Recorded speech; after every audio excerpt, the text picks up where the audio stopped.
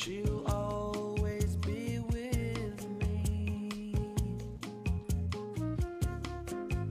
So hold on my heart, just hold on to that feeling. We both know we've been here before. We both know what can happen. So hold on my heart, just hold on my heart. So hold on my heart. Hey, just hold on my heart.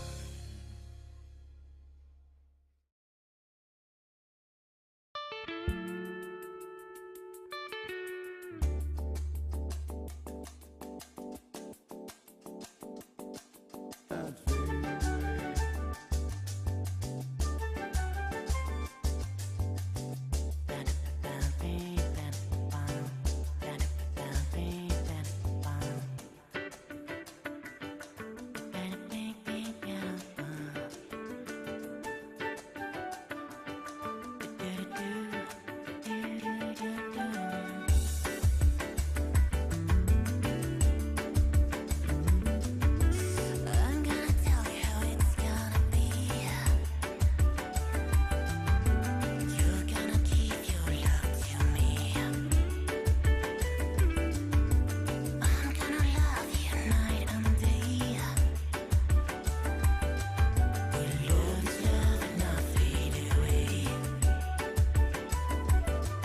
We'll lose love and not fade away. My love is bigger than a Cadillac. I try to show it and I drive a man back. Your love for me just got to be real. For you to know just how I feel. When love is real, not fade away. When love is real, not fade away. I'm gonna tell you how it's gonna be. You're gonna give your love to me. Love to last more than one day. When love is love, not fade away. When love is love, not fade away. When love is love, not fade away. Not fade away. Not fade away. Not fade away. Not fade away.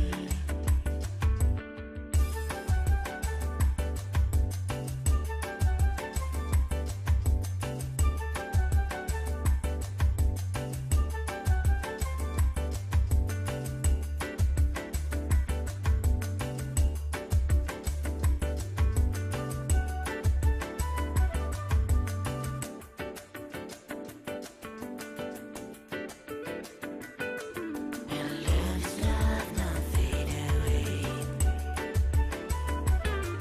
When love is love, not fade away. When love is love, not fade away. Not fade away. Not fade away. Not fade away. Not fade away. Not fade away.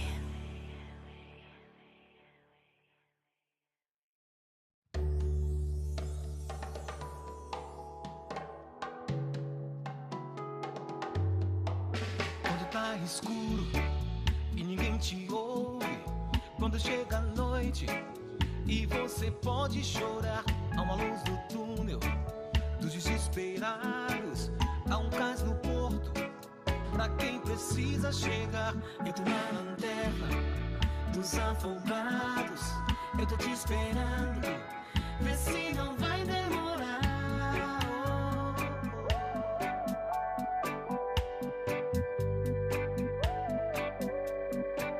Uma noite longa, por uma vida curta, mas eu não me importo. Basta poder te ajudar. E são tantas marcas que isso faz impacto do que sou agora, mas sem nascer me virar. Eu tô na lanterna dos afogados. Eu tô te esperando, vê se não vai demorar.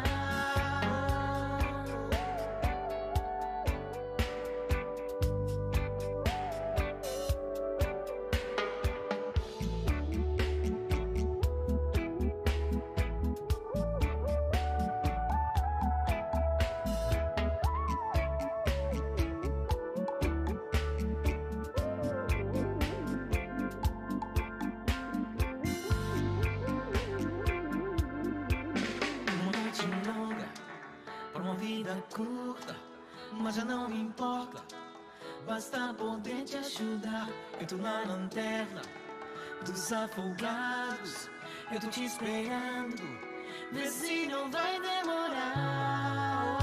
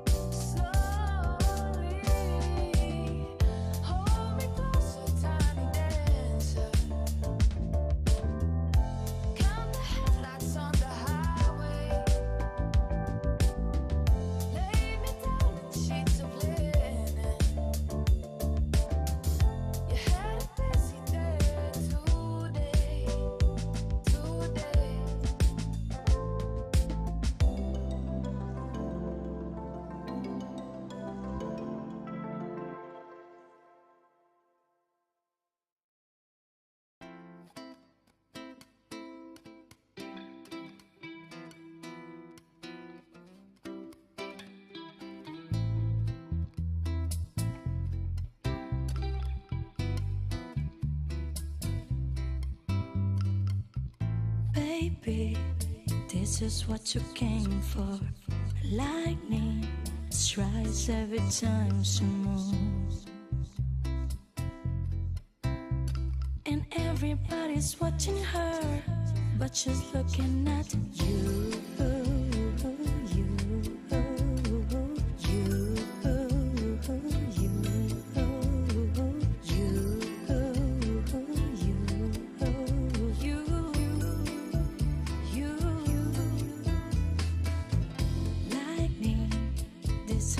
You came for.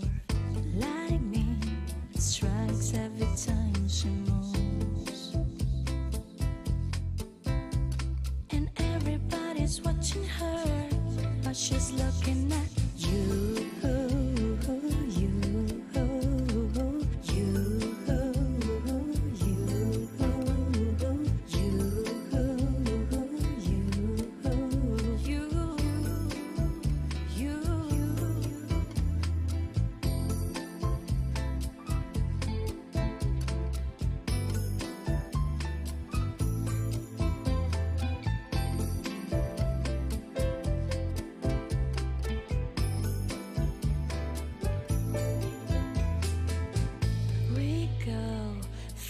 Till they can replay.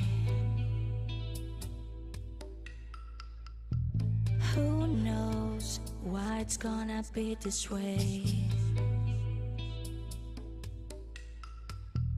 We say nothing more than we need. I say your place when we leave.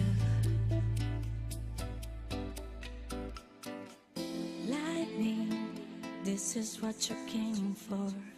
Lightning strikes every time she moves, and everybody's watching her, but she's looking at you.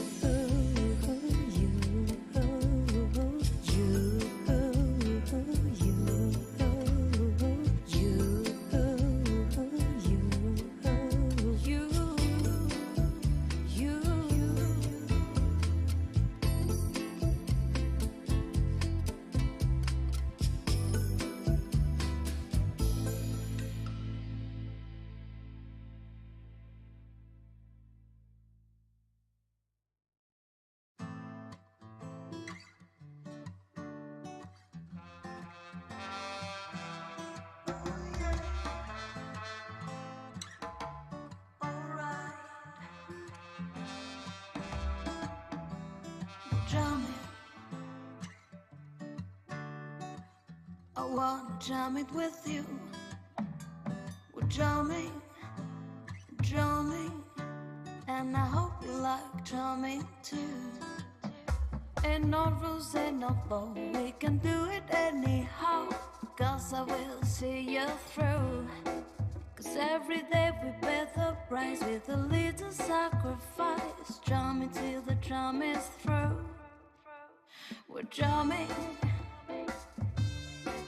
To think that drumming was the thing of the best. We're jamming, and I hope this jam is gonna last. No bullet can stop us now, we neither beg, no we won't bow. Neither can be but no sword. We all defend the right, judge our children must unite. Your life is worth much more than gold. We're jamming, we're jamming in the name of the Lord. We're jamming, we're jamming right straight from your holy Mount Zion, holy Mount Zion.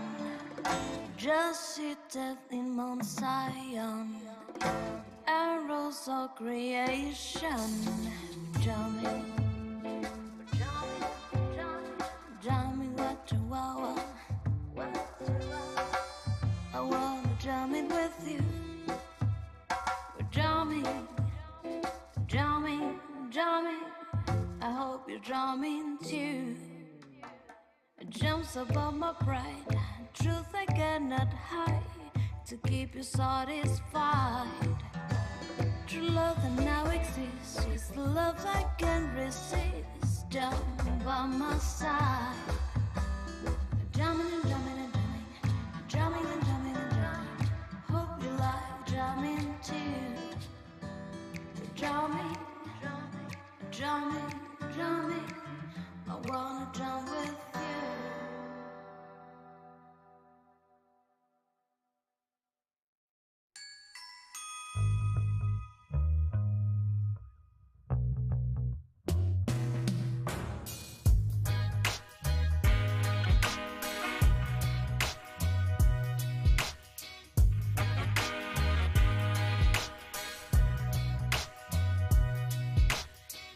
Jump down the shelters to get away. The boys are cocking up their guns. Tell us, General, is the party time? If it is, can we all come? Don't think that we don't know. Don't think that we're not trying. Don't think we move too slow. It's no use after crying, saying it's a mistake. It's a mistake.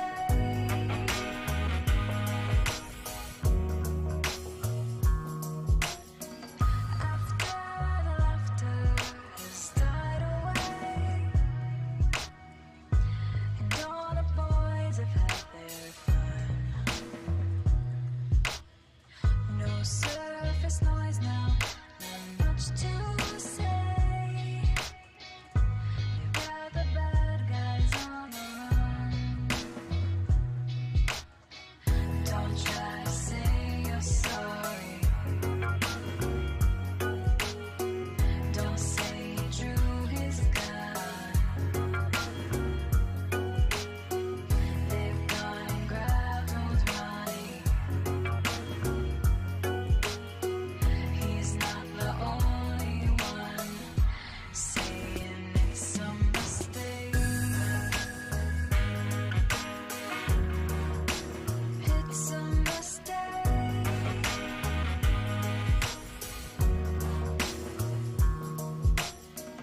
Tell us, Commander, what do you think? 'Cause we know that you love all that power. Is it on then? Are we on the brink? We wish it all throw in the towel. Will not fade out too soon. Not in this finest hour. We saw your favorite tune. We'll send a card and flower, saying it's a mistake. It's a mistake. It's a mistake. It's a mistake.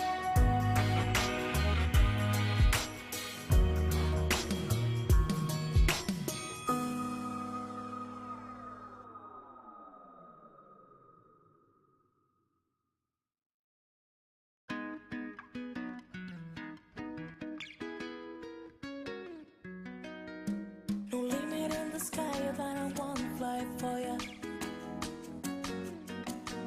No, I'm a tears in my eyes, but I wanna cry for ya. With every breath that I take, I want you to share that air with me. There are no promise that I won't keep. I climb a mountain that's not too steep. When it comes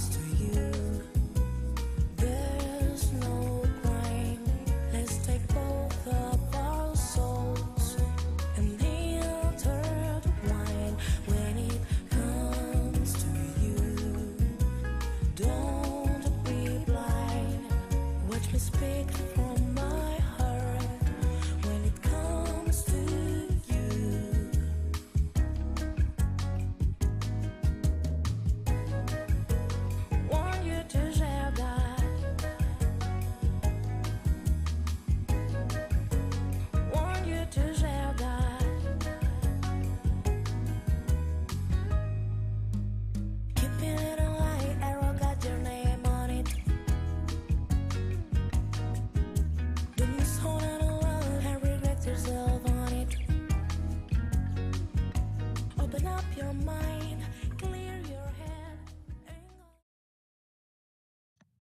Hello, everyone. It's a pleasure to open this interdivisional ENAMPAD 2022 session. We will discuss important issues about publishers and research community partnerships. We will look at current grand challenges to the Sustainable Development Goals lenses for the betterment of society. This session is mediated by Andre Jun. He is the Publishing Relationship Manager for Emerald in Latin America and the Caribbean. He has worked with scholars and research associations since 2013, when he joined Emerald Publishing, and he supports scholars with relevant information on international publication. Andre holds a bachelor's in publishing and a master's in information science from University of São Paulo. He will introduce the panelists of our session. Andre, I thank you for organizing this session, and it's great to have you here, and the screen is yours. Thank you, Professor Rafael. It's an honor to be here.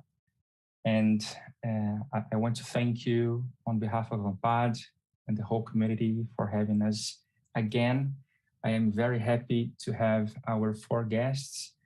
And let me share a little bit of the structure. So I'm going to read their resumes and introduce the 4 of them. Then I'll pass it on to our dear publishers, Joe Jones and Florence, and then we will hear from Professor Wendy and Professor Richard.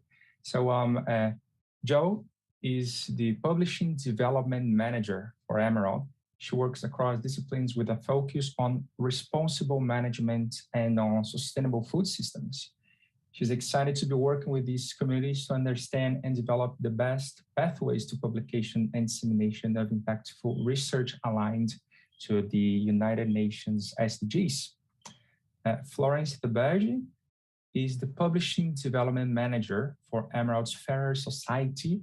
She works across Emerald publishing programs for SDGs-aligned research, promoting a more inclusive, just, and fair society. She uses her more than 10 years of research management experience in helping to bridge the gap between research and the real-world changes for the betterment of society where no one is left behind. Dr. Wendy Purcell is an academic research scholar with Harvard T.H. Chan School of Public Health, Harvard University since 2016. Her purpose lies in transforming lives through education and research in pursuit of social equity, the knowledge economy, and sustainable development. Dr. Wendy has authored over 100 publications and is busy writing books on sustainability and the SDGs and the role of higher education in advancing a world where no one is left behind. And Professor Richard Oloruntoba is Supply Chain Management Discipline Lead and Associate Professor of Supply Chain Management at Curtin Business School, Perth, Western Australia. Richard has background business experience in sales, freight forward, and transport in Nigeria and the United Kingdom before beginning an academic career in 2001 at the Institute of Marine Studies, University of Plymouth, England. He taught logistics and supply chain management in the UK and Australian universities for over 20 years and has published several articles and book chapters with a focus on humanitarian aid, disaster response, and sustainability. He's also a senior associate editor of the International Journal of Physical Distribution and Logistics Management. So I welcome the 4 of you, and I'll pass it on to Florence and Joe. Thank you. Thank you, Andre. I'm going to share my screen now. I hope you can all see the slides here. Yes, thank you. Yeah. So thank you to the ENPAD Conference Organizing Committee for this opportunity to take part in this 46th annual meeting. And good morning, afternoon, or evening from wherever you are attending this event. Thank you for joining us for this panel session with Dr. Wendy Purcell and Associate Professor Richard Oloruntoba to discuss ways a reimagined publisher, researcher, community partnership could support and promote SDG-led research to tackle current global challenges.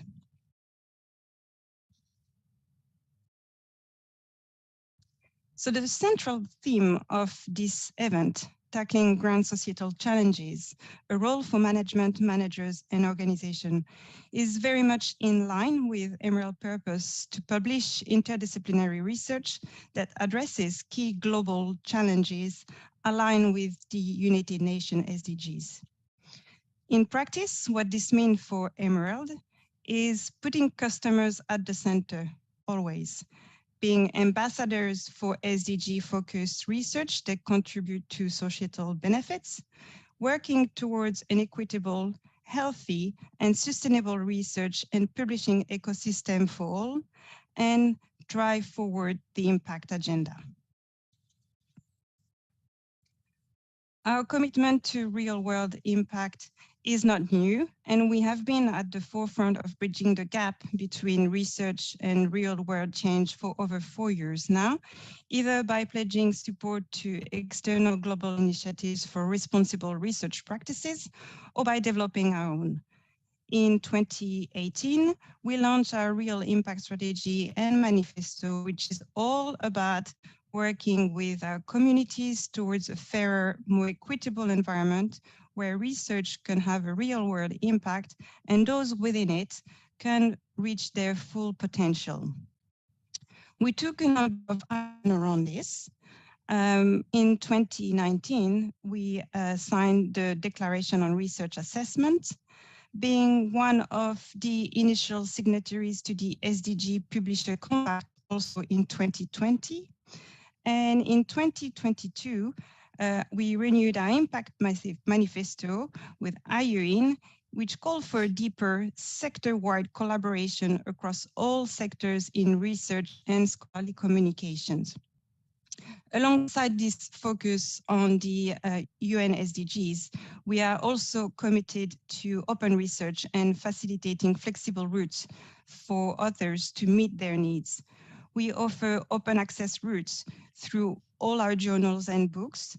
But in 2019, we also launched our Emerald Open Research, which is a publishing platform that offers a fully open options with open review and an open data policy. So throughout all those initiatives, our intent is clear, and it's one to be a facilitator of research impact rather than a publisher of articles. What does this vision translate in? How does this vision translate in practice? Well, as a founding signatory of the UN SDG Publisher Compact, we have focused for some time now on supporting the publication and impact of research and ideas aligned to the UN SDGs. We did this by realigning our content strategy into 4 interdisciplinary goal areas, which we will talk about in more details later on in a few minutes. Each of these goal area is aligned to multiple and overlapping SDGs.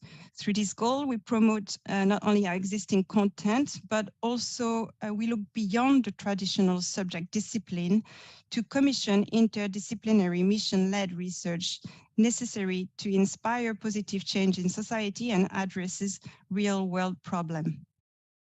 In practice, we are looking to drive our vision by supporting researchers through the research ecosystem, by understanding their needs right from finding research partners, sourcing the appropriate funding, etc., to getting their research into the hands of the right people at the right time and generating that hugely important real-world impact at every stage of the research cycle.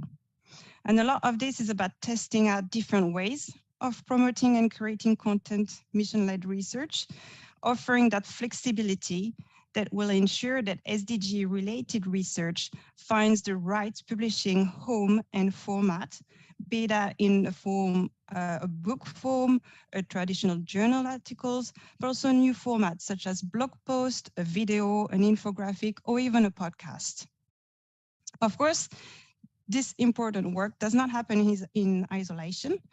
And a crucial element of our strategy is to engage with our editors, authors, and partners to co-create new digital content types and curate existing content through the lens of policymakers, practitioners, and the public, lifting out from journal and book silos and repackaging under SDG-aligned themes.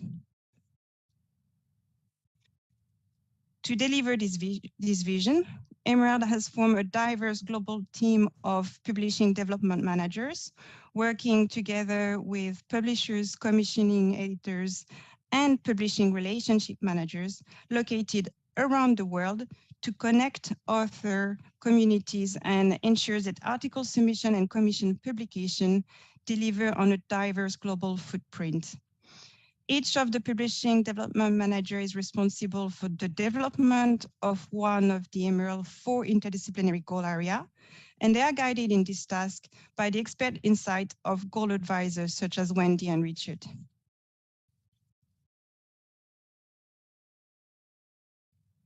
Myself, I am publishing, as Andre mentioned, I am the publishing development manager for the Fairer Society goal area. And I will outline here some of the initiatives taking place under this goal with the helpful advice and guidance from Wendy, who is the goal advisor for this domain. Our mantra for this goal area is inspired by the UN SDG mantra of leaving no one behind. And through this goal, we are committed and keen to work on true partnership with researchers and communities globally to deliver a fairer and more inclusive society. And this perhaps has never been more important in today's divided world. So fairer society, and in fact, all the 4 goal area, due to their interdisciplinary nature, cover a range of overlapping SDGs, themselves being nested together, given that one inclusive economy cannot occur in isolation and relies, in fact, on a healthy society and sustainable environment to flourish. But our initial focus for this goal will be around the 6 SDGs listed here on the slide. SDG 1, no poverty, SDG 2, zero hunger, SDG 5, gender equality, SDG 8, decent work and economic growth, SDG 10, reduce inequalities, and SDG 16, peace, justice, and strong institutions. The sort of topic explored under this goal area are, for instance, the future of work, digital society, inclusive economy, or social justice. All the goal areas are deliberately wide in scope, and since their inception in 2021, we have launched theme-based mission on a quarterly basis. And with the help of the goal advisor, we identify mission theme that will resonate with the wider research community. An example of such theme for the Fairer Society is for instance, is digital inclusion and the digital divide, exploring questions such as, is digital divide the most significant social divide of our time? Throughout these activities, we are keen to interact and partner with a wide range of stakeholders who share similar purpose to ours. Here on this slide, I have listed some of the partnership formed under this Fairer Society goal area. We have partnered with WISEN, the Women Academy Support Network. Emerald sponsored their 2022 annual conference and commissioned, published, and promoted the WISEN authored book Researcher, an A to Z of research and researcher from around the world, exploring who researchers are, but also that they are from a variety of backgrounds. WISEN is also helping Emerald co-produce a guide for reviewers for better understanding and support for neurodivergent scholars. We are also in partnership with BAMWA BAM, which is a network led by Dr. Yaz Osho at Westminster University. the Black, Asian, and minority ethnic women academic and Black academic network is we organizing their first conference in January 2023, which Emerald is also sponsoring. And on this occasion, the conference proceedings will form part of a special issue for Emerald Equality, Diversity and Inclusion Journal. And then a final example of partnership under this goal area is with the Good Things Foundation. During the COVID-19 pandemic that highlighted the digital divide, which was one of the Fair Society's mission theme, we, to which the Good Things Foundation contributed, Emerald donated funds collected from the donation of old computer equipment to support the aims of the Good Things Foundation of closing this digital divide. And we are looking to further develop this partnership in 2023. Now we'll let Joe introduce the other 3 goal areas.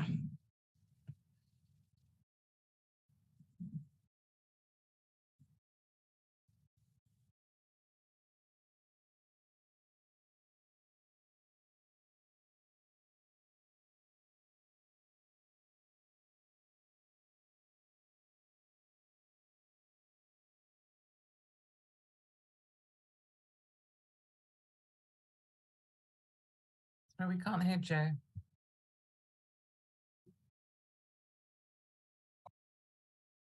Can you speak? I couldn't hear you. Sorry, I didn't know if it was me.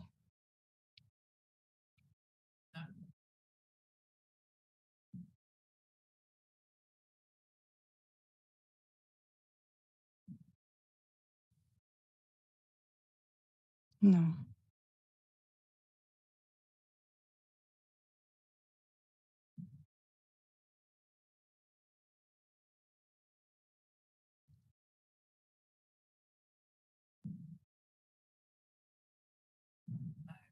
No. Hi, Florence. We do can hear you, but not Joe. Yeah. Yeah. If that's okay, do you mind to continue the introduction? Patricia's back. Yes, I could try. Or Joe try to. Joe, maybe. Joe try to unplug your jack.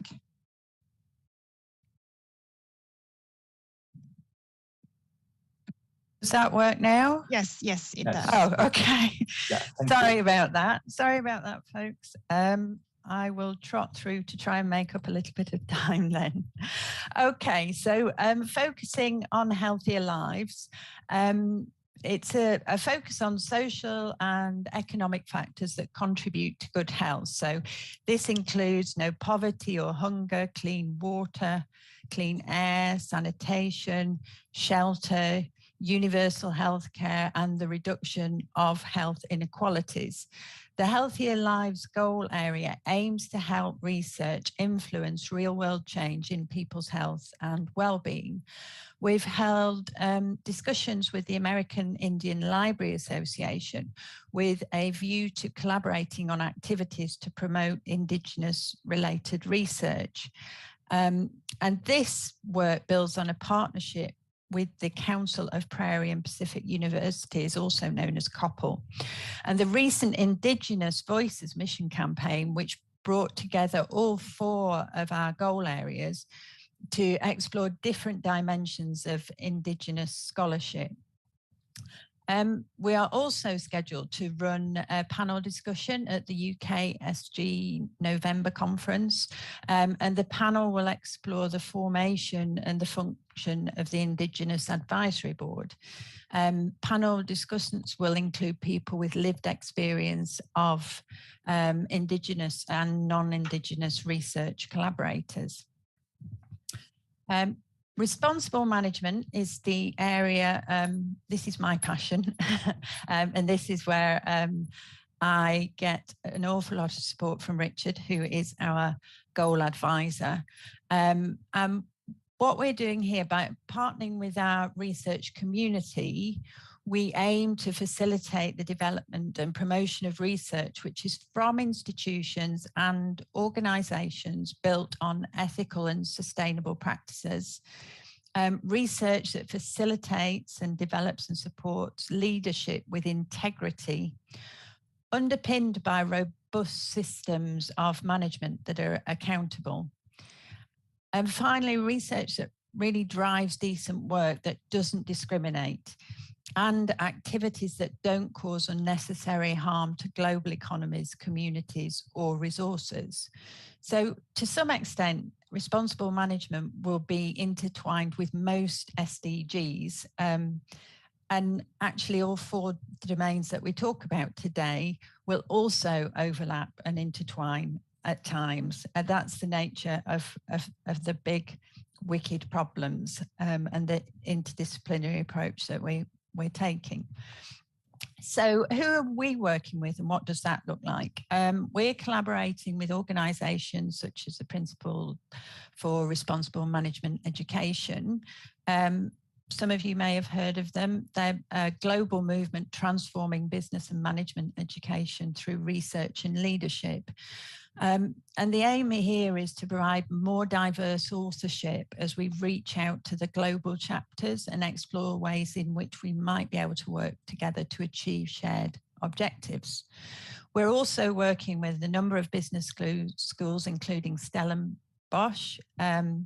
With them, there's a particular focus on their Responsible Leadership Reimagined conference.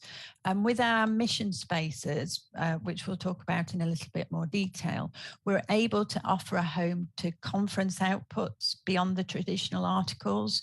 So blogs, opinion pieces, podcasts, enable discussions to continue between conferences, taking the debate forward.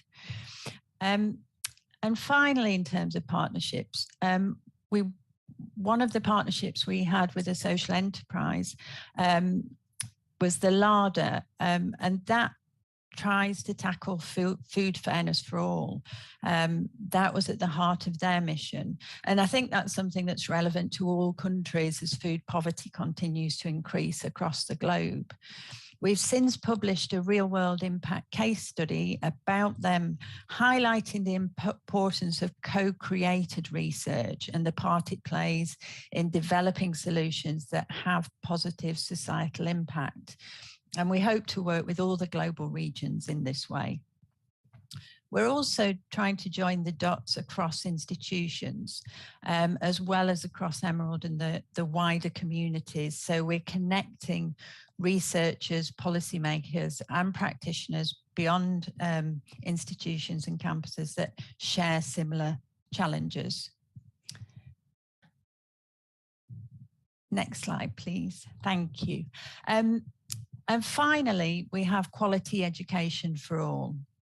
And the themes here have been selected to align with SDG 4, so things like the future of learning, educational leadership, sustainability in higher education, remote teaching, learning and collaboration, lifelong learning, reducing inequality in education, and a lot of COVID-19 content and topics in relation to education have been included in the research here. So we're looking at high-profile, credible coverage of key research practice and policy challenges in these areas, particularly about sustainability in education. So strong relationships with key associations and societies include ICSEI, WALS, UVAC, UNESCO, and most recently the Jacobs Foundation. So just looking at the Jacobs Foundation, why did we partner with them? What happens in children's and young people's brains when they learn, and what does the ideal learning and development environment for each individual look like? The Jacobs Foundation and its large network have been seeking answers to questions like this, aware that resulting findings must be shared, debated, and translated into action. BOLD is one of their initiatives dedicated to spreading the word about how children and young people develop and learn. So this was designed as a digital platform for the exchange of ideas and opinions, and encourages any contributions suitable for fostering and advancing the discussion. So again, this is where we're helping and supporting knowledge sharing in a specific space. So we've talked about the mission. So just to flag the sort of areas that we covered in 2021 and 2022, each of the goal areas ran 4 missions. And within the missions, we've collated various resources relating to the SDG goals. Each of these missions have a page, and I would encourage you to go and have a look at these and look at the different resources that we are sharing with you. We welcome contributions from academics, from policymakers and professionals about key issues in your area of work. And we aim to pose questions around those key issues to stimulate debate, encourage engagement in research that seeks to develop the solutions to societal problems and challenges. And as you can see, under Fairer Society, as Florence mentioned, some of the themes: digital access and the digital divide, the future of work. Responsible management, we looked at food poverty and waste and responsible leadership. And we're just about to embark on one in September, which is business ethics. And I would, again, encourage you to come and visit, because there's some really interesting pieces in there. Next slide, please. And in 2023, we're changing the frequency of the missions, because what we want to do is build on some of the missions from 2021 and 2022, and have people continue the engagement, the discussion, the debate, and take those forward. But we're also introducing new ones for 2023. So again, we're encouraging people to come forward for ideas of content. And I will hand back now to Florence, who will talk a little bit about what makes a mission. Thank you, Florence. Thank you, Jo. So yes, we have been, Jo has been listing some of the mission we have launched in 2021 and the one that will be coming in 2023. So what goes into a mission page? Well, it highlights basically the three main pillars, Emerald's main pillars. First is the diversity of content, which look at promoting traditional and non-traditional content, such as, like as mentioned, blog post, podcast, policy brief, infographic, anything that will manage to spread the message wide and also make it accessible to non-expert audience. The other 2 pillars are defend and destination. During those missions, we are showcasing not only our existing Emerald content, but we are also keen to commission new ones and bring new voices to the party. And as I said, this is very much to disseminate the research findings that are contributing to this advancement of the SDGs to a wider and non-expert audience, so that it results in this very important, real and timely real-world impact. Ensure that this message is taken up by the people who needs it, be it policymakers, practitioners, and bridging the gap between the research and the real world that needs to have those findings in order to achieve those SDGs. Here, we'll see if you could see this page of the fairness across generation. I hope you can all see this page, where we have an introduction of the top. I can't see the page. Oh, sorry. Then we'll try to share this one. Thank you, Wendy. Now, I hope you can see this is our latest Fairer Society. Thank you. Fairer Society's missions on generation, developed with Wendy's and her contributors as well.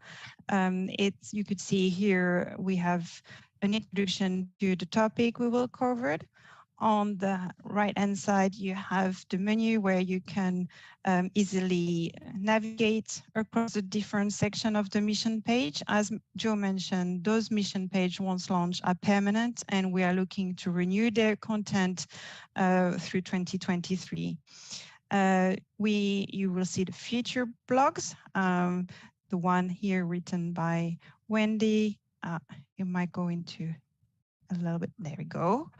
The editorial blog by Advisor, introducing the topic, the different point covers, and also the call to action. Then the commission blog by the different contributors, whether they are existing authors or new commission contents, videos,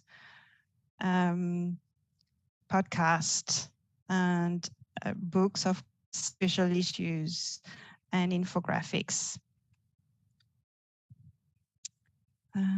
So here I will stop sharing this.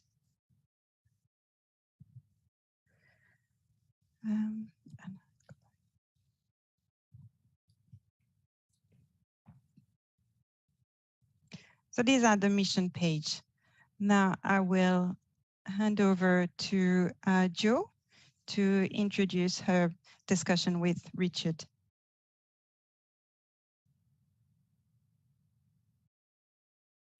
Again.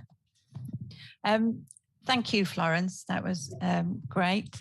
So Andre introduced Richard earlier, and we thought it might be useful in terms of thinking about how we're working differently as a publisher, just to talk to Richard about why he's working with Emerald and the sort of things that he's doing with us, and share some of experience of his experience as an academic and as a leading researcher.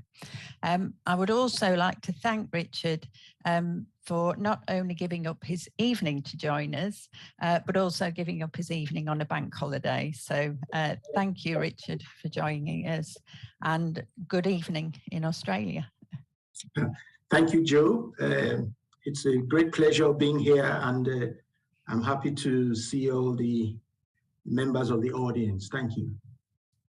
So, Richard, why did you choose to get on board with Emerald as a goal advisor for responsible management, given how many competing pressures there are already on your time? I thought it's an opportunity too good to let go. I've been seeking an opportunity for my work to have more impact and to have impact beyond the classroom. I spend a lot of time with students, and I've been looking for opportunities to have, these types of impact beyond the classroom. So Emerald came calling, and I thought this was a great opportunity for me to seize. So I haven't looked back since then. It's I think it's a little over a year now that I've been goal advisor for Australia, and it's been fun, it's been adventurous, and I think we've been able to do some good works. Thank you. Yeah, we've been able to do some great work. So thank you, Richard. So how does this goal strategy align with the strategic direction of the institution that you're at Curtin? Well, Curtin University is a very progressive university. It aligns perfectly, particularly the focused strategy.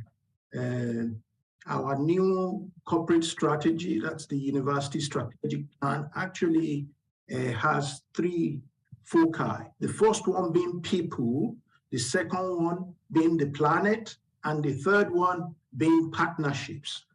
Under the heading of people, we focus on community belonging, engagement with communities. We champion diversity, we champion inclusion, and a sense of belonging to all groups within our communities. Under the planet, of course, sustainable features, sustainability, energy conservation, and we focus our teaching, our research, and our outreach activities to specifically support the United Nations Sustainable Development Goals so that we can ensure a sustainable future for all of us. Also, our university, Cotton University, is very focused on sustainable operations. We try to reduce our carbon footprint, we reduce food wastage, water wastage, and we help other organizations and institutions to do the same. We also, under our strategic plan, focus on having a global impact. For example, we have campuses in Singapore, in Malaysia, in Mauritius, as well as here in Bentley. We also have a regional campus in Kalgoorlie to engage with our indigenous communities. So overall, we focus on strengthening our global linkages in order to provide opportunities for learning and research. Under the banner of partnership, we focus a lot on our First Nations, Australian First Nations, indigenous perspectives, indigenous voices, and we focus on what they have to say. We take that into account in our decision making.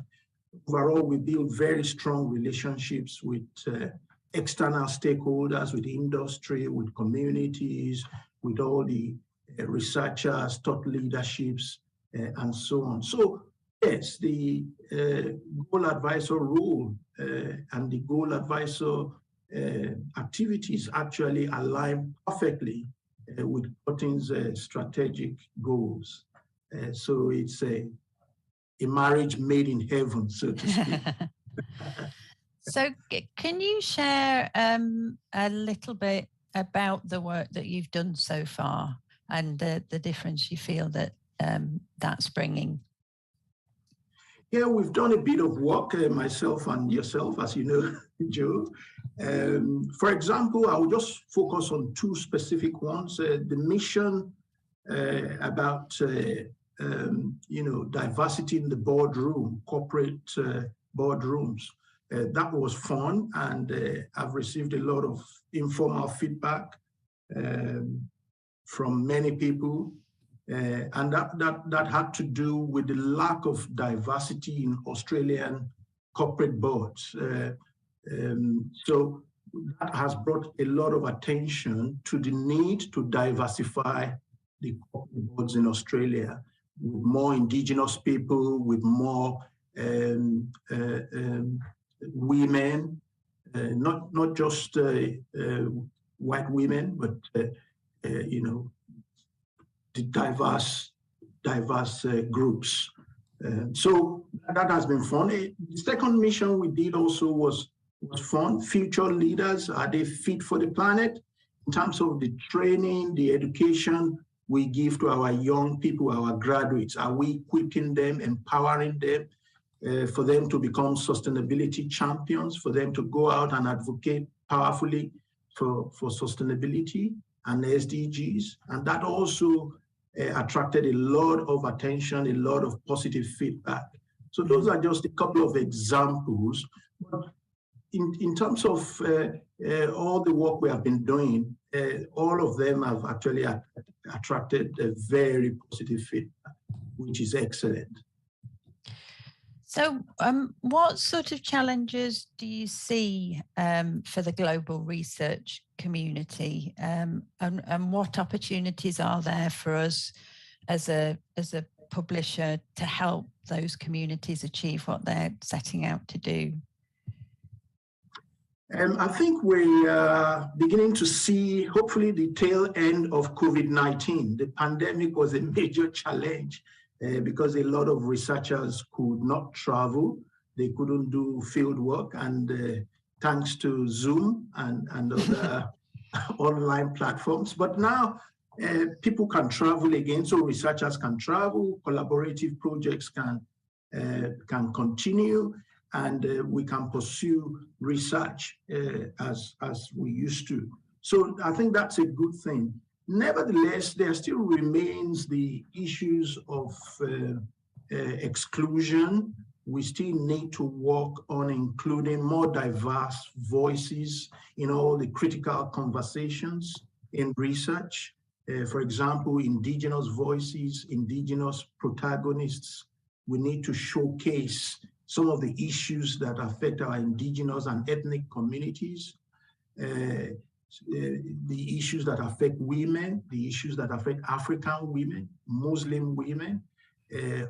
Often the research community don't focus on these groups. So I think there's still a lot of work to be done, even though we've already done a lot of work, but I'm sure that going forward, things can only get better. Thank you, Joe. Okay. So can you tell us a little bit more about the sort of research projects that you've been involved with and how you've sort of started the impact from the beginning of the research projects? Well, my core area of research, my research program is in the area of supply chain management and logistics for humanitarian aid. When I started this program many years ago, I actually worked with the Chartered Institute of Logistics and Transport UK, as well as Oxfam and Catholic Relief Services. So we worked together at that time, at the very beginning. This was almost 20 years ago now. But my research program has now evolved to not just international humanitarian aid, but also to the area of logistics for disaster response, nationally within Australia, as well as internationally. That has also evolved because of COVID-19 into the area of healthcare and humanitarian supply chains. And I have a small group of African researchers that I collaborate with on COVID-19 in order to help policymakers in their decision-making. This was at the beginning of the pandemic. It actually has a group of 17 researchers in 13 countries in Africa. And then we have some members in Australia as well as the UK. And we've worked very well together where we look at the interface between humanitarian supply chains, vaccines, as well as public health messaging. So the latest iteration and evolution of my research program is in the area of sustainable development goals, particularly sustainable supply chain management, green supply chain management practices, community resilience, as well as environmental protection, blue oceans. So those are the key areas I'm working on currently. They're all interesting areas. They're all aligned to the SDGs. And we work together with stakeholders, mainly industry, shipping industry, and communities to design and conceptualize the research. So we do work together with the research users who we ultimately consume the research. And so we work together so that the research is engaged, we are industry engaged. Mm-hmm. And are there specific challenges that you face in terms of connecting with those various stakeholders at the start of a project? Not necessarily at this time. Most of the people we work with, or I work with, are in WA here, which is Western Australia. So I organize regular, what I call university industry innovation event. We have a big event that I organize every year, and I invite about 50 managers from industry, about 20 managers from government, usually funders who fund research from the government sector, the directors of innovation, directors of research in government agencies, and then a cross-section of academics that are interdisciplinary, from health, from engineering, technology, mathematics, of course, the business school. So we all meet in a forum of about 100 people, and we talk about the business problems out there, the current challenges. The whole aim is to network with the ultimate goal of matchmaking, so that a manager who has a specific problem can find a researcher with the specific capabilities, so that they can complement and meet and then take that forward. And so we do that. So because of that, coordinating with members of industry has been relatively easy. There are also many industry associations that I belong to, and I go to industry events, I get invitations. Coincidentally, where next week, no, actually, I think it's third week in October, we're going to have the Latin American Business Council, which is interesting. I've been invited to that. So all the companies that do business, Australian and South American companies that do business in South America, Chile, Brazil, Peru, we're all meeting in Perth here for a networking dinner. So I'll be there. So all of that are mechanisms for me to meet with industry and to collaborate with industry. So that's excellent. Okay, so that's a role for managers and the organisation in tackling those grand challenges. Okay, yes. Which is great. Okay, well, thank you, Richard. Hopefully that's given a bit more insight into the different ways in which we are working as a publisher in order to support researchers and work with businesses to build that bridge and to help translate research into action and to have that positive societal impact. Thank you again for your insight, Richard. Really appreciate it. And now I'm going to hand over to Florence, who will introduce Wendy and tell us what we can expect next. Thank you. Thank you, Jo. Thank you, Jo, and lovely to hear about all the work you are doing with Richard. It's very exciting indeed. So Andre has already introduced Wendy earlier at the beginning of this talk, but if I may add to this introduction, I think what I would like to highlight from the 9 months I've been working with Wendy is her true commitment and dedication to advancing the SDGs and promoting any of the approaches that works across different industries, but one of the sector that Wendy is particularly active is in the higher education sector, and her true, I could say, a true dedication to ensuring that the next generations are fully informed and fully aware of all the challenges and the tools available for them to take actions. It's quite very inspiring, I must say.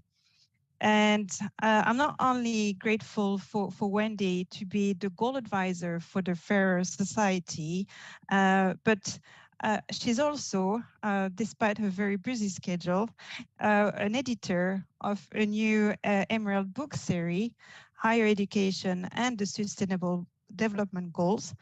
And the series takes each of the SDGs in turn and explore how higher education institutions are playing a critical role in sustainable development. So it is my pleasure to open the mic to Wendy, who would talk about the importance of interdisciplinary research, discuss the 2022 missions we hosted under the Fairer Society, and introduce her new book series. Over to you, Wendy. Thank you. Thank you very much. If I could just share my screen. That's okay. Thank you for stopping sharing. Thank you for your very kind words. I really appreciate that, Florence. So it's wonderful to be here. Thank you so much to the Brazilian Academy of Management for inviting us along. It's an absolute pleasure to spend some time with you, and I'm looking forward very much to our discussions after my sort of short presentation. So yes, as Florence outlined, I am the goal advisor for A Fairer Society, and so it's a great pleasure to be here to tell you a little bit about some of that work. You've heard some of it, but also about the book project, and also to issue an invitation to you to be involved. That's, I think, something I'm very keen on. So the first thing is just to kind of, in this very busy world of ours, is just to kind of remind us all that what you do here within the Brazilian Academy of Management and all the work that you do really does matter. It matters to how we make progress towards delivering a world where no one's left behind and bringing our different perspectives to that. But I think also in this session, what we do as researchers working with publishers, there's something new happening. And I think you heard a little bit about that from Florence and Joe, that axis and co-creation between researchers and publishers. There's really some exciting new spaces that are opening up for us beyond the sort of traditional kind of publishing that we're doing. And we need that new space, given the challenges, the so-called wicked or now super wicked problems, the grand challenges of our day. So what we're doing here matters, and I think it's important that we just spend a moment thinking about the context in which we're doing our work. We are being buffeted by so many different changes, change happening across so many different fronts at one time. Of course, there's always been change, but I don't think there's ever been a period in our history when there has been change across so many different axes at the same time and at such a pace. So whether it's the technological change and the acceleration that we've seen post-COVID, whether it's some of the issues around fairness, around generations, whether it's this genuine lived experience now of the climate crisis. We've been talking about it, it's here. So there's some very many kind of the context in which we're operating and thinking about our research and the way in which our research needs to make impact. We are buffeted by a whole range of different changes. We see these, in the Global Risks Register. It's updated every year. You see the way that these changes are presenting risk and how that risk really does reflect that kind of people, planet, prosperity space of the Sustainable Development Goals. And we've just experienced globally the pandemic, the COVID-19 pandemic, which in itself, yes, was a health crisis, but it actually revealed the severe inequities in society. We saw communities who were more at risk because of their housing conditions, poor nutrition, access to vaccines or lack of. There were some real issues that I think we were reminded of these polarizations within communities, as well as kind of learning new things about how we work together as a global community to address some of these challenges. So I think there's some really important things there. There was a sense of acceleration of some underlying trends like technology adoption, as well as a kind of reminding us of the fragility of the world that we live in together and our shared humanity, I think really emerged from that. So it gives us a sense that the world that we're living in is so-called these VUCA times, an acronym that stands for kind of volatility, uncertainty, complexity, and ambiguity. Some people, this term was coined back in the 70s, so some people are now saying, well, actually, we're living in super VUCA or hyper VUCA times. And there is a real sense that we are searching collectively for answers, hence the space for research.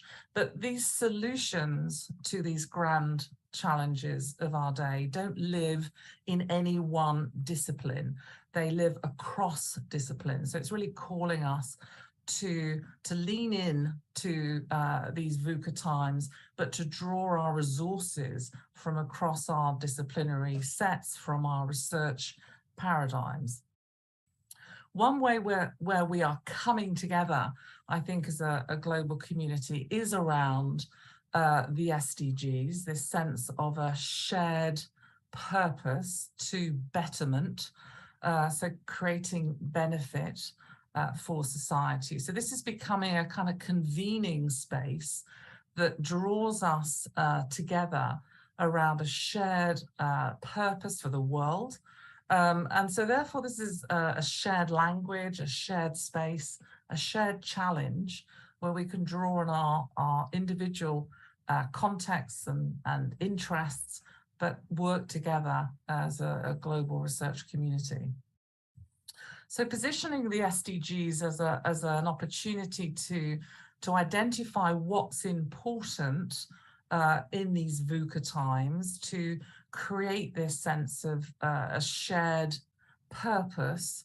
It is the nearest thing that we have to strategy for the world. These 17 goals are identified back in 2015, and time is running.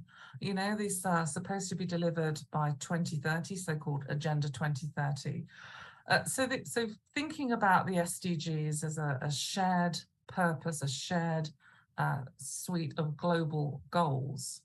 And I think when we look at these 17 goals and you look behind them and you see the targets and you think what it took to bring 193 countries together to agree on something, and what they agreed on was that kind of single outcome measure of leaving no one behind.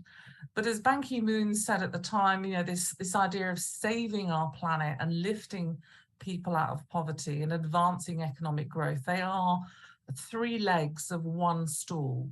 They are one and the same fight. And so recognizing the connections, I think, among those goals. The iconography of the SDGs is very powerful, having these 17 colored tiles. But what it misses is it misses the kind of interdisciplinarity of the SDGs. It misses the connections among and across the SDGs. So this diagram that shows all the dots, you know, is where someone has spent the time to connect the targets of the individual goals and show how they uplift or push forward or can accelerate other targets within other goals. And so we can see, for example, an intervention, an investment in the education of women, how that turns up in advances around health, around economic inclusion, around equity, safety, democracy. You can start to see that a single intervention, you know, really does ripple out across a whole range of the SDGs. And I like this Stockholm Resilience Centre kind of three circles, which shows, I think Florence mentioned it earlier, the idea that we talk about planetary activity, and we need a healthy planet to hold up a healthy society, which a healthy society is what's required for a healthy economy. So this idea of our economy being nested in a healthy economy, nested inside a healthy society, and then a healthy society being nested within a healthy planet. The idea of not individual boxes of goals, but goals that are connected, goals that are nested. And so it's inviting us, I think, to look afresh at what we do in the academy, and here in the Brazilian Academy of Management. It's asking us to look afresh and think about, what do our disciplinary constructs bring to this agenda? How might we look across them? How might we be part of the solutions to the grand challenges as represented by the SDGs?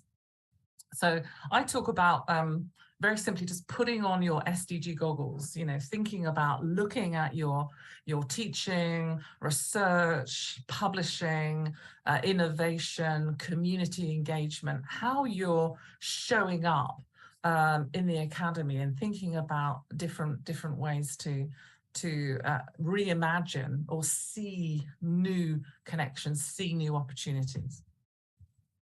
So you've heard a little bit about Emerald's commitment really to being alongside the SDGs, recognizing that what we have done in the past, we need to refresh, look for new ways of connecting content, of connecting communities of researchers, of thinking afresh about how we have brought innovation and new knowledge to the broader community in the way that we want to advance research with impact.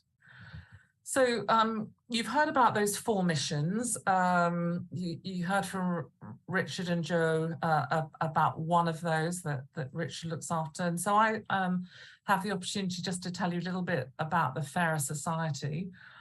You'll see that Emerald identify a suite of goals within the family of 17 SDGs. As I push back a little and say, actually, all of the 17 goals really are about fairness, inclusion.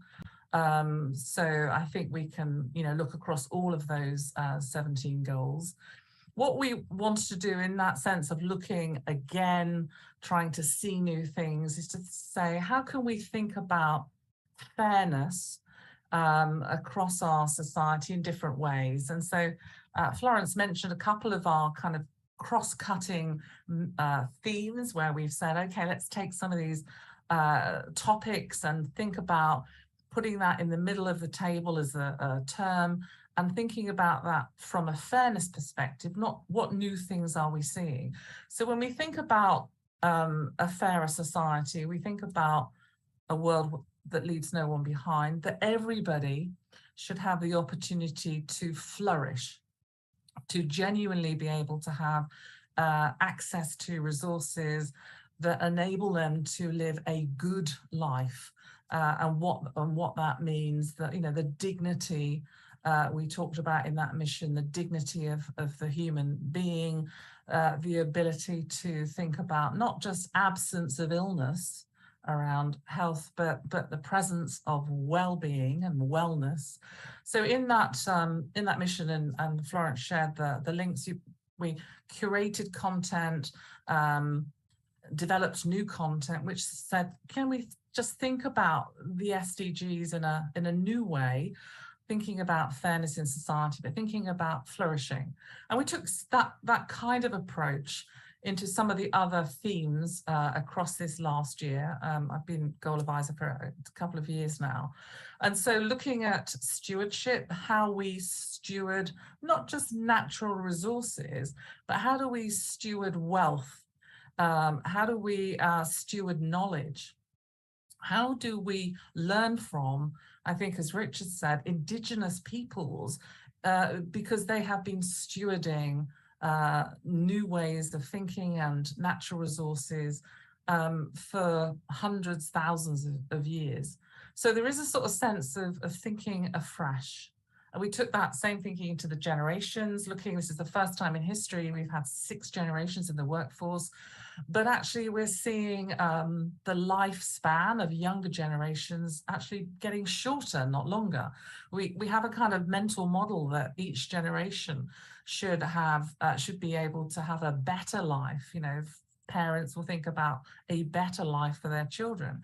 But we have many challenges, I think, because of the sense of a lack of focus on sustainability, that generations are often getting poorer, are getting sicker, are having fewer responsibilities open to them, fewer opportunities open to them. So we took a look around generations. And our next one that's coming up for Q4 of this year is really to think about trust. Trust as in this asset that we are trading when we think about can we trust our governments to leave office when they've clearly lost an election?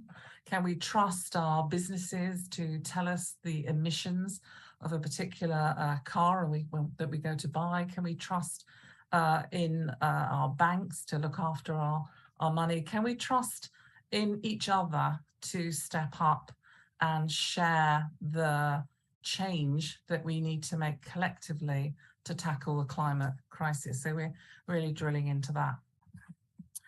So Florence also asked me to mention this incredible opportunity working with Emerald to be the editor, the series editor for not just one book, but 17 books, which is a huge challenge and a great opportunity. But we are, with Emerald, developing a suite of books which takes a look at the role of the academy, so higher education, in delivering against the Sustainable Development Goals.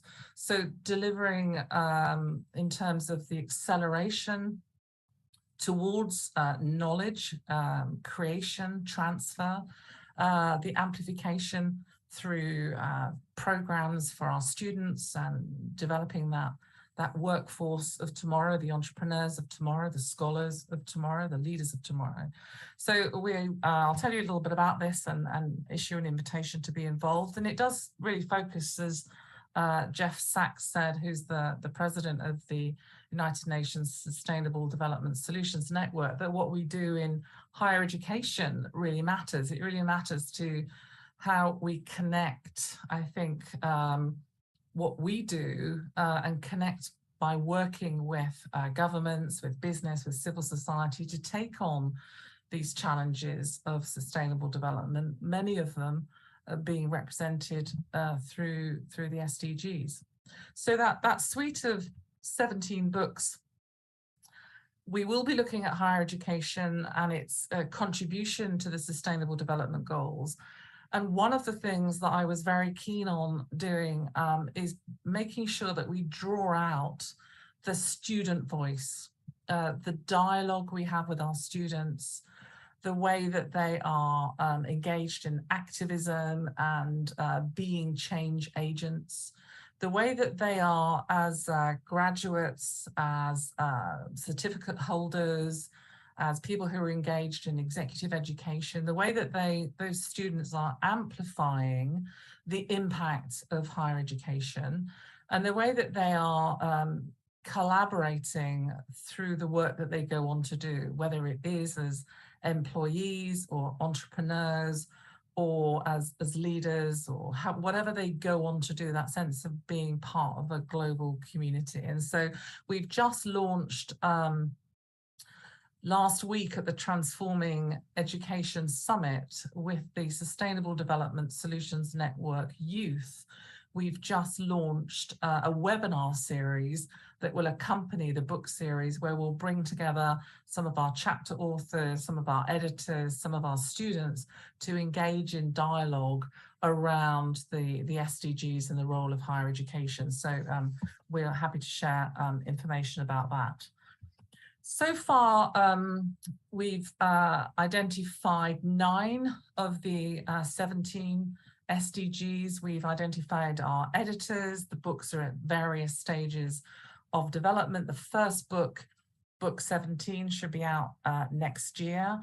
So we have a range of incredible people that I've assembled, from the president of Georgia Tech, Angel Cabreras, and his colleague Drew Cutright, who is looking after, as editors of book 17, Partnership for the goals, and we expect that to be our first book, all the way through to quality education, SDG 4, where I have the absolute privilege of working with President Tawane Kupe, who's the president of Pretoria University in South Africa, and his colleagues, Brian Chickson.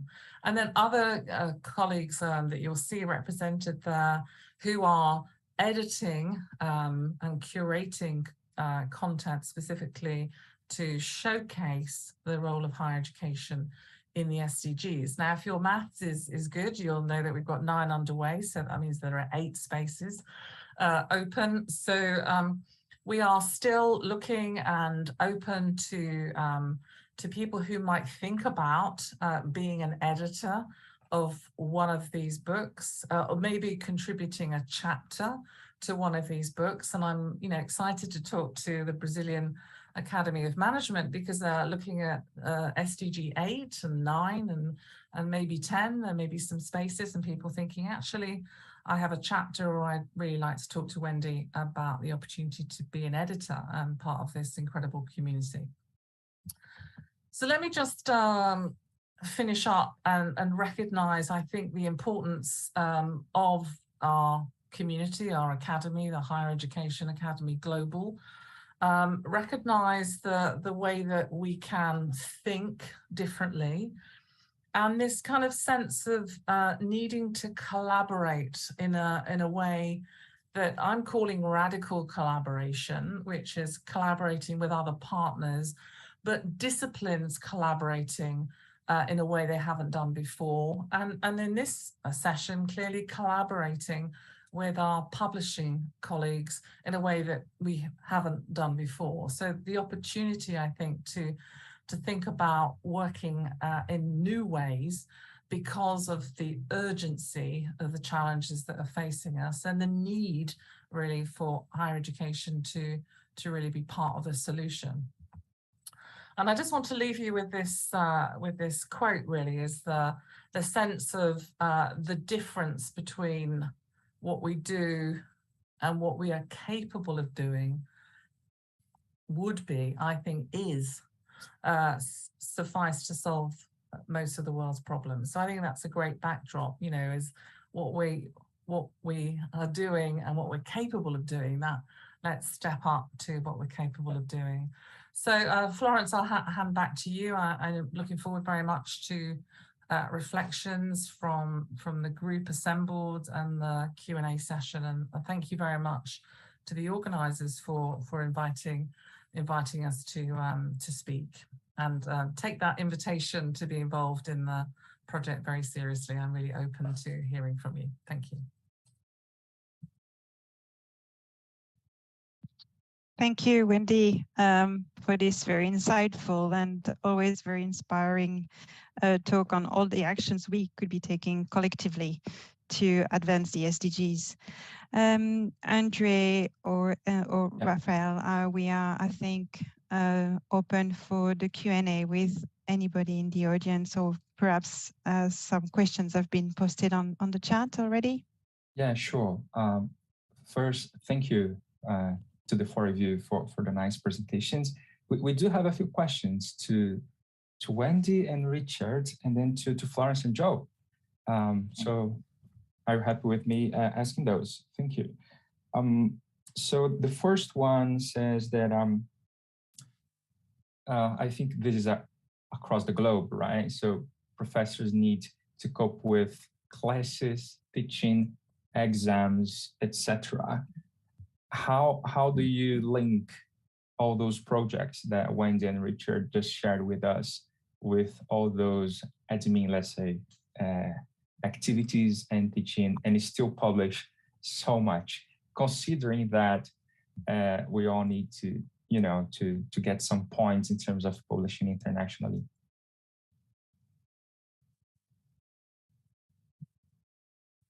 Is this addressed to Wendy and Richard, or? Yes, sorry.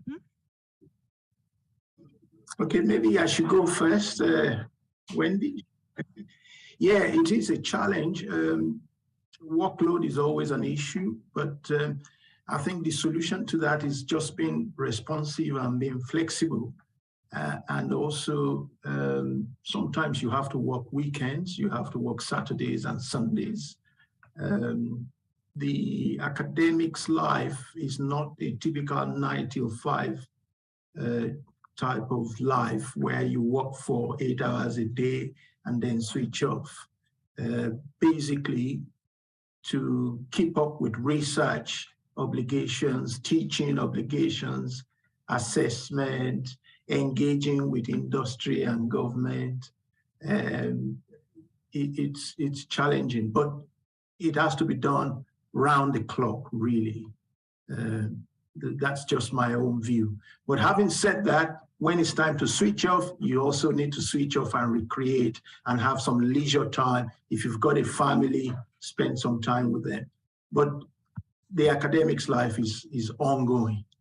It's not a 40-hour-a-week job. Thank you. Thanks. So it's a great question. So thank you to the person that's posed that question. We can't see who it is, but thank you very much.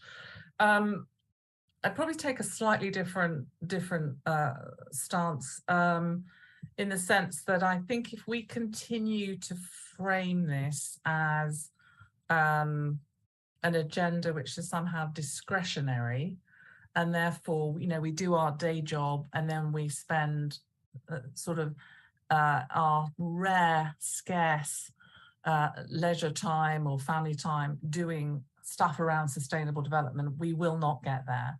What we have to do is to move this agenda into the day job. So we have to think about, okay, how can I look at my teaching and learning and my engagements with students with this fresh pair of eyes, which is how I can might be quite small adjustments to an assignment, to a course, to thinking about having a conversation with a colleague in another department, that there might be a summer school idea there. Or so how can we bring it from maybe a kind of after the fact of delivering the day job, how can we bring it really to be part of our teaching and learning?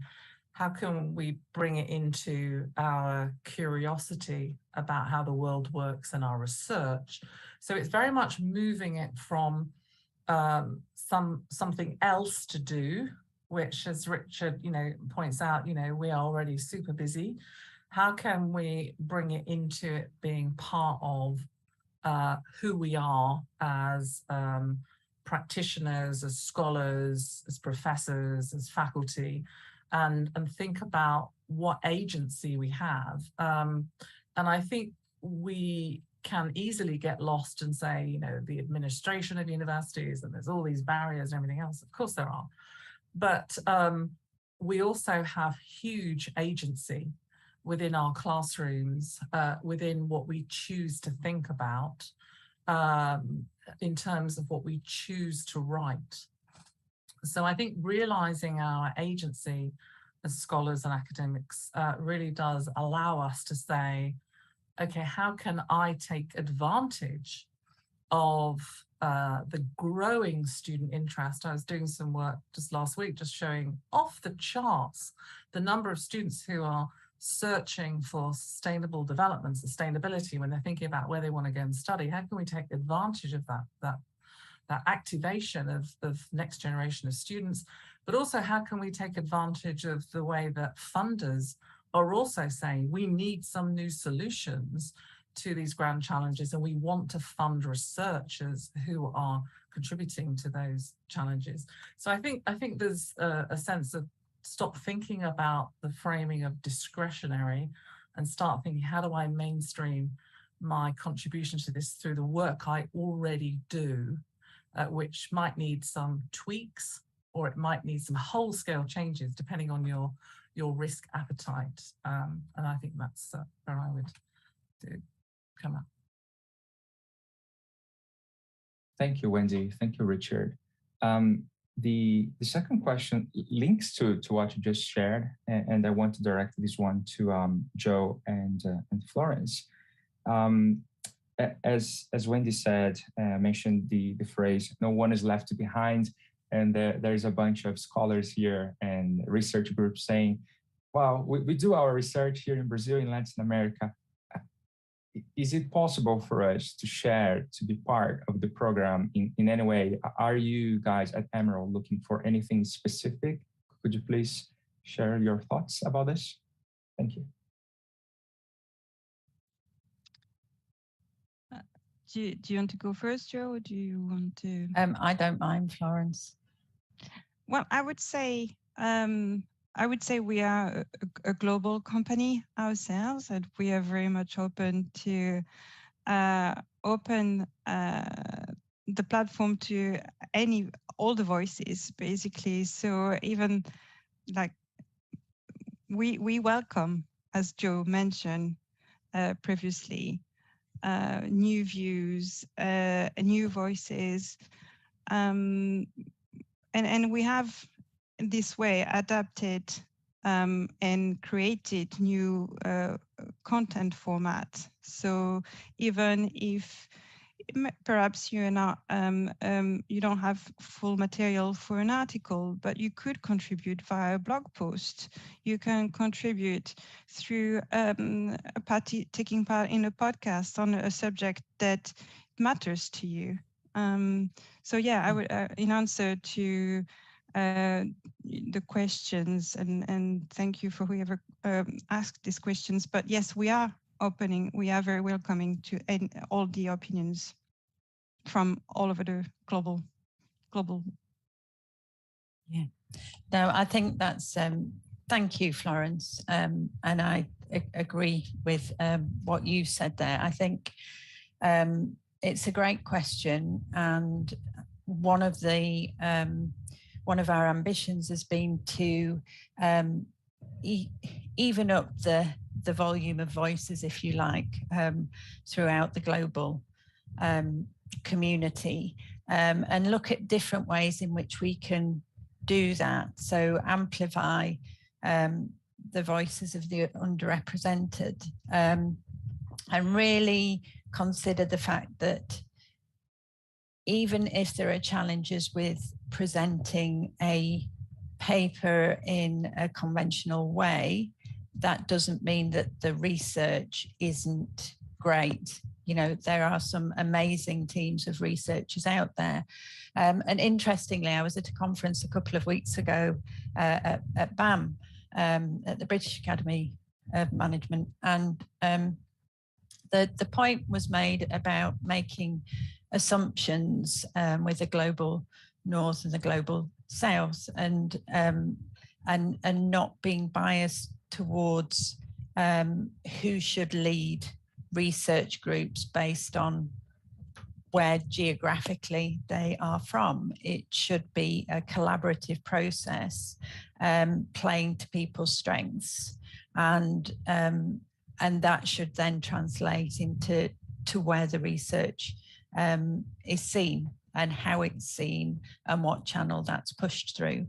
I think on top of that, as a publisher, we are trying really hard in terms of thinking about how we can help people who perhaps do not enjoy equal resources, in helping them to develop the skills to present some of the research as well. So we are working with organisations that can provide support in that way too. So hopefully, we know that there is more work to do. We are not perfect by any stretch of the imagination, but I think we are putting a lot of effort into working with the community to help make this happen. Yeah, and to add, I think I would say we are only as good as the input we get. So we don't have the solution and we don't know what we don't know. So in addition to that, I would say if there are services or support that you think us as a publisher could deliver that are not existing yet, then do please get in touch and talk to us, because we always welcome new ways of thinking, new ways of approaching a topic. Yes, we are privileged in that way. Andre, could I just add a very quick comment? And it goes back to that slide around VUCA. So, you know, in the old days when we could go and ask our elders, you know, what to do in a particular situation, that was fantastic.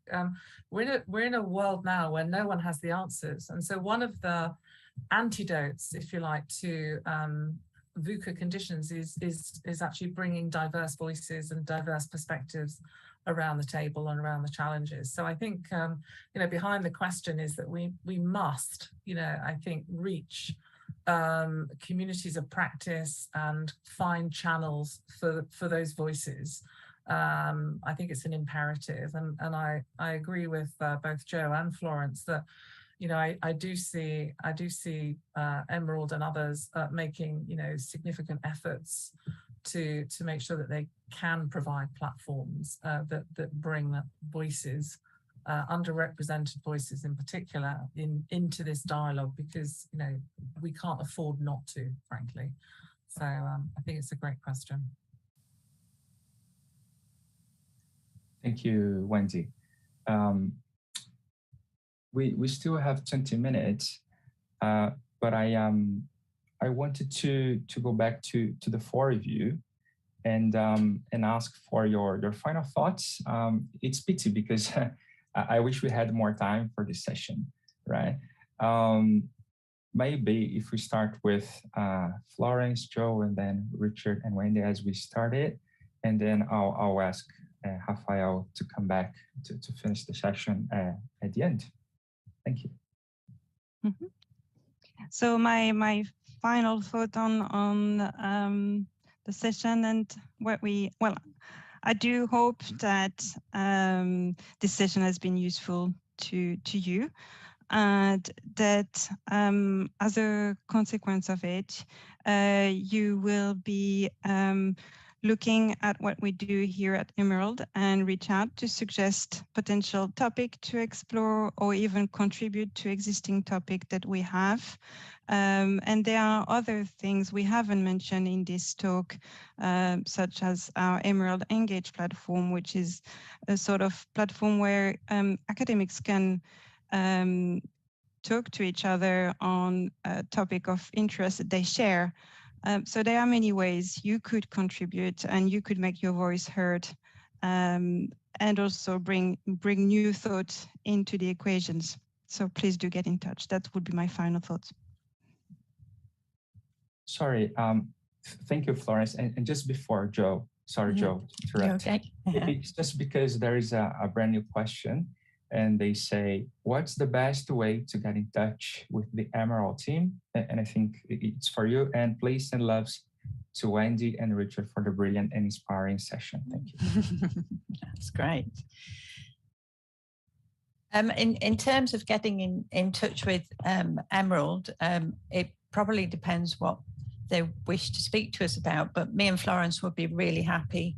I'm sorry, Florence, I'm being a bit presumptuous there, but I'd be happy for my details certainly to be shared with everybody on the session. And if I am not the most appropriate person, I will make sure that the enquiry reaches the right person. I don't know if you've seen, I've just shared a slide with our email address. Excellent. I'm also on LinkedIn and very active. So if anybody wants to link in with me and get involved in my community, there'll be lots of responsible management people that you can link in with through that as well.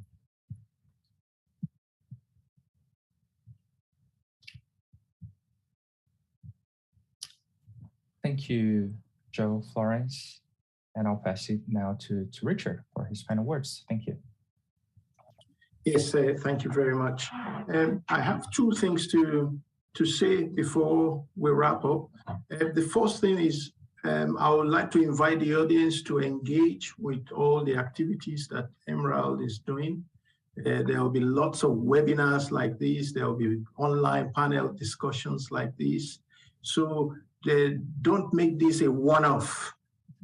So just keep engaging with Emerald. and let's keep the conversation going.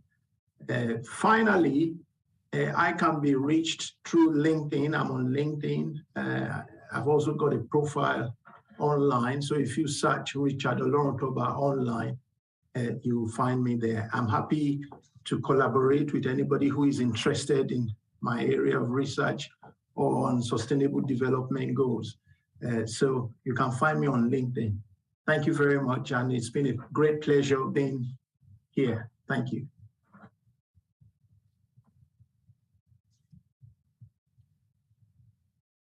Andre, do you want me to? Yes, please go on, Wendy.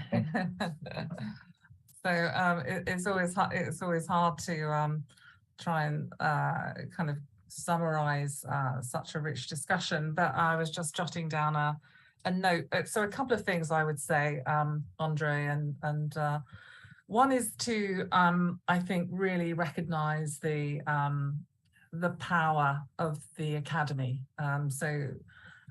You know, here we have the Brazilian Academy of Management, but I think that broader higher education academy. So I think really that community is really, really important. I think I would say that. The second was just to reiterate realizing your own agency as being the kinds of changes that you can make to your own scholarship, in your own classrooms, in the work that you do, the collaborations that you have. I think they're all part of how we can accelerate delivery against the sustainable development goals. And I think probably my last bit would just be to act, is really just get on and roll your sleeves up and be part of probably what is one of the most incredible opportunities globally for us. So that sense of opportunity, I think I would be focusing on, and just to thank you all for your attention, and to hand back, Andre, that was a great opportunity to share. And I'll put my email in the chat if people want to email me. Or LinkedIn is fine. Yeah, thank you, Wendy. That was brilliant. I just want to share a few words before passing it to Rafael. I studied publishing, but I never saw a publishing house just a place to publish books or print paper, but always as a big hub of knowledge. And I think this panel was just about this, right? Sharing experiences, projects, and deliveries, right?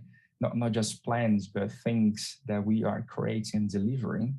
And I think it's pretty much about the SDGs, right? Concreting things. And I'm really grateful to AMPAD, Comunidade Ampadiana, Professor Rafael, on behalf of them, for inviting us and making this happen. I also want to encourage the Brazilian community to get in touch with us.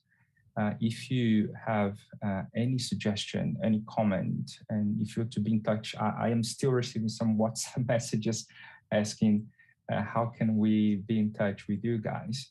Just WhatsApp us, send us an email, and I'll be very happy to put you in touch with Richard, Wendy, Florence, and Joe. And now I want to pass it to Rafael. And thank you, Rafael, for, again, making this happen, for inviting us. We are very, very much honored to be part of AMPAD. Thank you. Thank you all for the presentation and discussion. I thought that it was very enlightening and inspiring session. This presentation will be available in AMPAD's YouTube channel for future reference. And we'll close this session. And thank you all again for taking your time, and see you next time. Thank you.